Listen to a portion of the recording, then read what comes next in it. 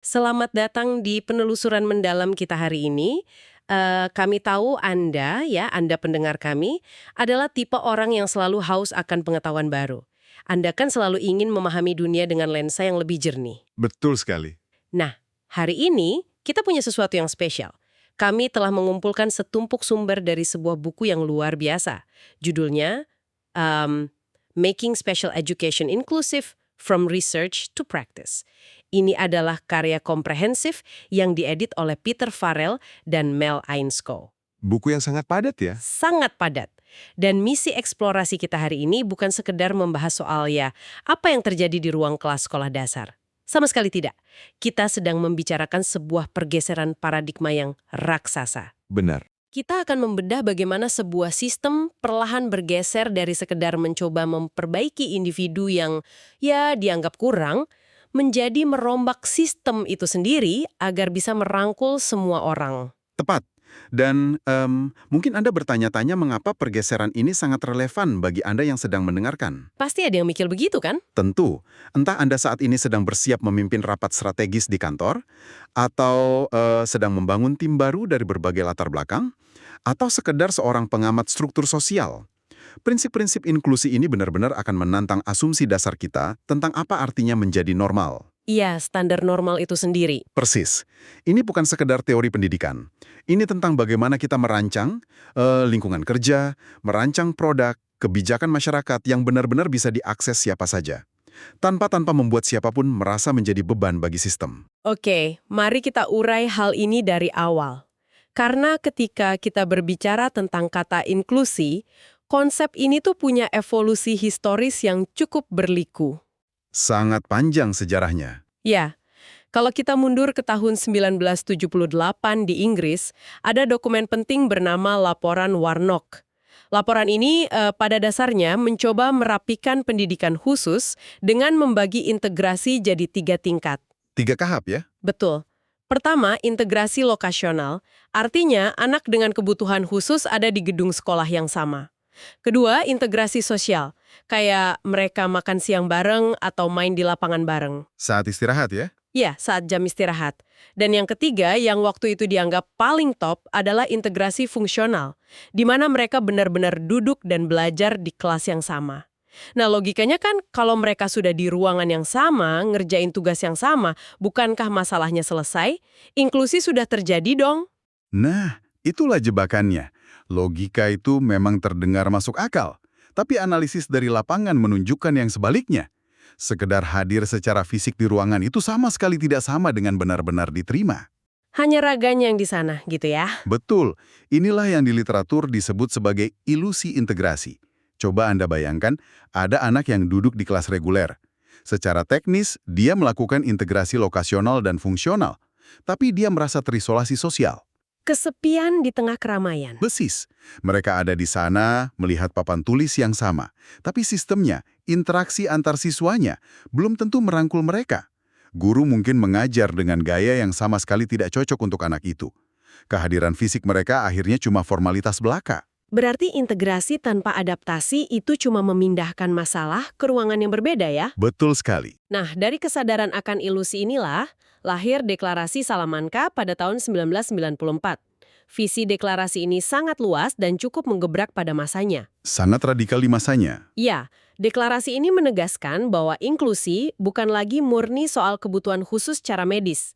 Inklusi mulai didefinisikan sebagai upaya meruntuhkan hambatan bagi semua kelompok yang terpinggirkan. Semua kelompok. Benar, minoritas etnis, anak jalanan, pekerja anak, sampai populasi nomaden. Siapa saja yang sebelumnya dilabeli tidak cocok oleh sekolah. Jika kita menghubungkan ini dengan gambaran yang lebih besar, Deklarasi Salamanca ini benar-benar meletakkan dasar filosofis baru bahwa sekolah yang efektif adalah sekolah yang inklusif secara edukasional. Maksudnya institusinya yang harus berubah. Tepat. Institusi tidak punya hak moral lagi untuk bilang, oh anak ini nggak cocok di sini, silakan cari sekolah lain. Sebaliknya, sekolah yang harus membalik cermin. Introspeksi. Ya, introspeksi dan bertanya apa yang salah dengan metode pengajaran kita. Kenapa kita gagal mendidik anak ini? Beban kegagalan dipindahkan dari pundak anak ke struktur organisasi. Sebuah pergeseran yang brilian secara filosofis, tapi Ya seperti biasa, transisi dari teori ke realitas kan sering nabrak tembok. Selalu ada kendala birokrasi. Nah, dalam sumber kita hari ini, ada kritik tajam dari Alan Dyson dan Alan Milward. Mereka menganalisis Code of Practice di Inggris pasca Warnock, dan mereka menemukan bahwa upaya menilai setiap anak secara individual ini malah menciptakan monster birokrasi. Membongkar bahwa alih-alih memastikan keadilan, sistem penilaian individual yang detil itu berubah jadi sekedar mekanisme birokrasi untuk mengontrol dana. Hanya untuk cairin dana bantuan dari pemerintah. Ironisnya begitu. Sekolah jadi terlalu fokus mendata puluhan kelemahan anak cuma untuk mengajukan klaim. Akibatnya, mereka lupa pada gambaran besarnya. Lupa cara mengajar yang baik. Persis, mereka lupa mengembangkan pedagogi yang fleksibel untuk semua siswa. Semua sibuk melabeli dan numpuk dokumen kertas. Untuk membuat Anda yang mendengarkan ini bisa merasakan kacaunya lapangan, mari kita masuk ke cerita nyata. Bayangkan, Anda adalah seorang guru bernama Sue. Ini studi kasus yang sangat terkenal. Betul, Sue adalah guru sejarah kelas 9. Pagi itu dia mau mengajar materi Perang Dunia Pertama. Kelasnya ada 28 murid dengan kemampuan yang beda-beda. Tiba-tiba, jeng-jeng, di pintu muncul murid baru dengan kebutuhan khusus ditemani seorang asisten pengajar atau TA. Yang belum pernah ditemui Su sebelumnya. Belum pernah ketemu sama sekali. Nggak ada dokumen, nggak ada rapat persiapan. Murid baru ini belum bisa membaca atau menulis, dan kesulitan duduk diam. Coba bayangkan kepanikan Su. Gimana dia harus memodifikasi materi analisis Perang Dunia Pertama saat itu juga. Dilema Su di momen itu bukan salah dia secara personal. Itu potret masalah struktural. Pertanyaannya, saat itu juga, siapa yang sebenarnya bertanggung jawab atas anak itu? Su sebagai guru kelas atau TA-nya? Nah, itu kebingungannya.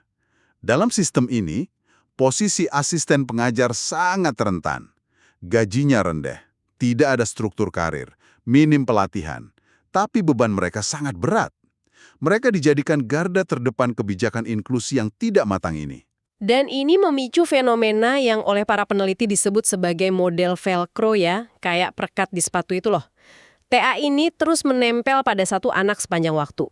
Eksklusif nempel terus. Dari luar mungkin kelihatannya bagus ya, ngasih dukungan privat, tapi dampak psikologisnya justru bikin dinding tak kasat mata. Anak itu terisolasi. Teman-temannya enggan mendekat karena ada orang dewasa asing yang terus nempel. Alih-alih integrasi, model Velcro justru menciptakan segregasi mikro di dalam kelas reguler. Solusinya sebenarnya adalah fleksibilitas peran. Harus gantian gitu tugasnya. Betul. Daripada TA fokus secara rabun pada satu anak, guru dan TA harus berbagi peran secara dinamis. Kadang guru kelas yang duduk memberikan instruksi intensif ke anak tersebut, sementara TA yang berkeliling mengelola sisa kelas. Wah, itu mengubah dinamika banget ya. Jadi si anak tidak merasa jadi proyek khusus milik TA. Sangat. Ini mengintegrasikan anak tersebut secara jauh lebih alami ke kelompok sosialnya. Masuk akal. Nah, beranjak dari kekacauan birokrasi tadi, sumber kita juga ngasih bukti dari lapangan soal metode yang berhasil. Mel Ainscough mengembangkan apa yang disebut Index for Inclusion. Tapi tunggu, indeks ini tuh wujudnya kayak apa? Kuesioner panjang dari pemerintah kah? Sama sekali bukan. Buku panduan kaku, Index for Inclusion, itu lebih tepat disebut alat refleksi. Cermin institusional. Ya, isinya indikator untuk membantu staf, siswa, dan orang tua mempertanyakan budaya sekolah mereka sendiri. Bukan untuk dinilai pemerintah, tapi sekolah mengevaluasi dirinya. Apakah rapat staf mendengarkan semua suara? Apakah bahasa guru mengalienasi kelompok tertentu? Dan aplikasinya di berbagai negara ternyata sangat kreatif. Di Portugal mereka tidak cuma nyebar survei, mereka mewawancarai siswa secara kelompok. Mendengarkan suara siswa langsung. Betul, mereka nanya, kalian di kelas ini beneran saling bantu atau cuma saingan? Atau ada nggak sih siswa yang selalu kalian cuekin saat kerja kelompok? Itu krusial, karena siswa melihat dinamika kekuasaan di lorong sekolah yang sering tidak tertangkap radar guru. Benar sekali. Terus beda lagi di Rumania. Mereka pakai pendekatan visual. Staf bikin mind maps raksasa dan garis waktu yang ditempel di dinding ruang guru. Mereka mencatat titik emosional tertinggi dan terendah selama setahun. Sangat visual. Ya, dari situ mereka sadar bahwa pembelajaran institusi itu sangat erat kaitannya dengan perjalanan personal individu di dalamnya. Dan membahas keragaman ini membawa kita pada perspektif internasional dari Susie Miles melalui INET. Ada asumsi bahwa inovasi selalu bergerak dari utara ke selatan, dari negara maju ke negara berkembang. Selalu negara kaya yang ngasih solusi. Seolah-olah begitu. Tapi INET membongkar mitos ini. Ada pelajaran luar biasa dari negara-negara selatan, di mana mereka harus berinovasi di tengah keterbatasan dana ekstrim. Nah, ini salah satu cerita favorit saya di buku ini. Dari Lesotho. Infrastruktur pendidikan di sana sangat minim, tapi orang tua anak penyandang disabilitas nggak cuma diem nunggu bantuan. Mereka bertindak. Mereka jadi aktivis garis depan. Mereka pakai prinsip hak asasi manusia sebagai alat lobi. Mereka masuk ke sekolah, bermitra dengan guru di kelas yang isinya bisa sampai 100 murid, 100 murid. Dan tanpa tambahan dana sama sekali. Yang sangat menakjubkan di sini adalah bagaimana negara dengan dana minim justru memelopori perubahan budaya yang substansial. Mereka bergantung pada modal sosial, bukan sekedar membeli fasilitas baru. Modal sosial yang luar biasa. Contoh lain di Zambia, di sekolah dasar Kabale. Mereka melakukan demokratisasi ruang kelas dengan program Child to Child, beralih dari metode hafalan yang otoriter ke pemecahan masalah yang kooperatif. Di mana anak saling membantu. Ya, metode hafalan kan menghukum anak yang lambat, tapi dengan kerjasama demokratis, anak yang cepat menangkap materi otomatis membantu temannya. Hambatan belajar terkikis secara alami. Fakta bahwa Zambia bisa mengubah kelas cuma lewat gotong royong ini luar biasa. Berarti ada fondasi emosional di balik kemampuan kognitif otak. Tepat. Ini transisi ke lanskap psikologis. Filosof seperti Martin Buber dengan konsep naluri mencipta dan berkomunikasi, lalu Carl Rogers dan Lev Vygotsky. Mereka semua sepakat bahwa pembelajaran mendalam tidak bisa terjadi tanpa hubungan yang aman secara emosional. Harus merasa aman dulu ya. Betul. Kalau individu merasa terancam atau dihakimi, fungsi kognitif otak mereka biologisnya akan tertutup. Otak mode bertahan hidup tidak bisa menyerap matematika. Sangat logis. Dan bicara soal rasa aman, ada studi kasus dari Joe Frankham soal remaja gay dan lesbian di sekolah. Kita cuma melihat murni pada data observasi laporannya ya. Data di lapangan. Ya, temuannya cukup memprihatinkan soal gagalnya sistem ngasih ruang aman. Remaja ini sering jadi target ejekan verbal dan fisik. Di rumah takut ngomong ke orang tua, di sekolah guru malah bungkam saat penindasan terjadi. Sistemnya mengabaikan mereka. Parahnya, kurikulum sekolah juga seolah menghapus mereka, hanya disinggung dalam konteks medis penyakit AIDS yang malah makin memicu kecemasan. Riset Frankham ini dengan tajam menggarisbawahi prasyarat kesejahteraan emosional tadi. Ini memicu pertanyaan reflektif. Bagaimana kurikulum bisa menantang norma heteroseksual agar kelompok ini tidak merasa diabaikan? Karena tanpa rasa diterima, kapasitas belajar mereka terhambat artifisial. Disinilah semuanya menjadi sangat menarik. Ketika kita sadar kegagalan belajar itu berakar dari hambatan emosional, kita bisa ubah respons kita. Mari kita bahas kisah Matthew dari peneliti Steve Rooney. Ini cerita yang sangat menginspirasi. Matthew ini murid bahasa Inggris yang disruptif luar biasa, sangat agresif, sering mengumpat, pokoknya mengganggu kelas. Gurunya hampir menyerah dan Matthew hampir dikeluarkan dari sekolah. Biasanya, insting pertama sistem kita adalah membedah kerusakan anak itu. Pendekatan defisit. Kita panggil psikolog, cari tahu trauma masa lalunya. Fokus ke masalahnya terus. Ya, tapi Rooney membawa konsep Solution Focused Brief Therapy atau SFBT. Intinya, berhenti bertanya kenapa dia rusak dan cari tahu kapan dia tidak rusak. Cari pengecualiannya, kapan Matthew berperilaku baik. Dan hasil pencarian pengecualian ini berujung pada intervensi yang sangat sederhana. Guru menyadari Matthew ini agak tenang saat waktu luang sebelum kelas resmi dimulai. Jadi gurunya mencegat Matthew di pintu. Mencegat untuk apa? Bukan untuk ngomel. Gurunya ngajak ngobrol soal pertandingan Manchester United akhir pekan lalu. Secara spesifik memuji gol menakjubkan dari Ryan Giggs. Dan tahu nggak berapa lama ngobrolnya?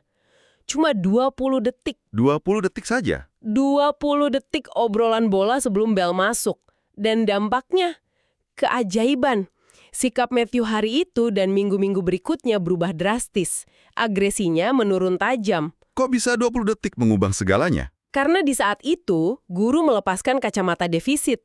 Dia melihat Matthew secara tulus sebagai manusia yang punya minat, bukan sekedar masalah berjalan. Validasi kemanusiaan. Persis, inilah kekuatan pertanyaan keajaiban atau miracle question di SFBT. Saat lingkungan berhenti memperlakukan Anda sebagai barang rusak, Anda akan berhenti bertingkah seperti orang rusak. Sederhana tapi daya ledaknya luar biasa.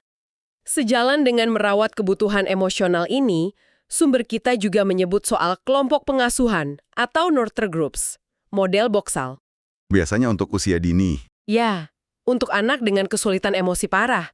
Daripada mengeluarkan mereka dari sekolah, yang artinya memutus ikatan sosial, model ini memindahkan mereka ke ruangan seperti rumah di dalam sekolah yang sama. Tapi hanya paruh waktu. Paruh waktu adalah kuncinya. Betul. Mereka sarapan bareng, belajar regulasi emosi, lalu perlahan kembali ke kelas reguler. Supaya tetap terhubung dengan komunitas arus utama. Jadi, pendekatan seperti nurture groups atau terapi SFBT tadi memaksa kita sadar, sekolah bukan pabrik yang menyuapi anak dengan kurikulum akademik demi nilai ujian. Sekolah itu ekosistem perawatan pastoral. Pembelajaran selalu merupakan proses relasional. Tanpa fondasi kesejahteraan emosional, transfer pengetahuan tidak akan maksimal.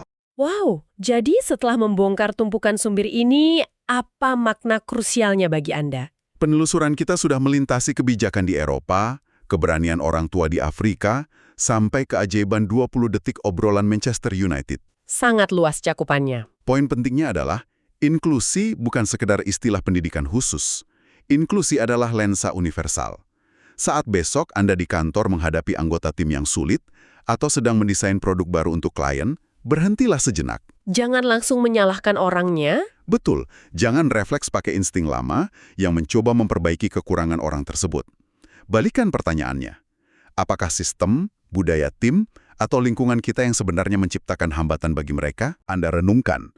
Jika inklusi sejati menuntut kita untuk merombak seluruh sistem demi mengakomodasi keunikan setiap individu, lalu apakah konsep tentang normal itu masih relevan? Atau bahkan benar-benar ada. Tepat. Atau mungkinkah sejak awal peradaban kita, gagasan tentang menjadi normal hanyalah fiksi kolektif yang sengaja kita ciptakan sekedar untuk mempermudah pekerjaan birokrasi? Sebuah pertanyaan filosofis yang sangat menantang untuk dibawa pulang hari ini. Terima kasih banyak telah menemani kami dalam penelusuran intelektual ini. Kami berharap pembahasan sumber-sumber ini memberi Anda perspektif segar untuk memandang sistem dan orang di sekitar Anda. Teruslah kritis bertanya, dan pastinya teruslah penasaran. Sampai jumpa di penelusuran mendalam kita berikutnya.